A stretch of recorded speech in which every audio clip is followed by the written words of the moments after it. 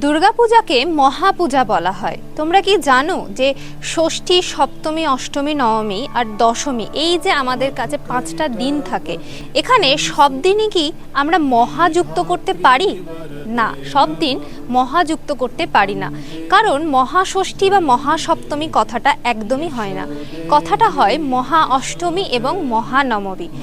বাকি যে দিনগুলো থাকে সেখানে আমরা মহা এই কথাটার ব্যবহার করতে পারি না। তার কারণ হলো মহা অষ্টমী যেদিন থাকে সেদিন হচ্ছে আমাদের মহা বিপদ নাশের দিন থাকে, সেজন্য এখানে আমরা এই দিনকে মহাষ্টমী বলি। এবং মহানবমী এই দিনটিই বা কেন বলি, মানে নবমীর সঙ্গে কেন মহা কথাটা লাগাই, কারণ এই দিন মহা ধন সম্পদের লাভ হয়, সেই কারণে আমরা মহানবমী কথাটা ব্যবহার করে থাকি। মহাস্নান, পূজা, বলিদান এবং হোম, এই 4টি কর্মের দ্বারা পূজা সম্পন্ন হয় বলে আমরা দুর্গা পূজাকে মহাপূজা বলে থাকি।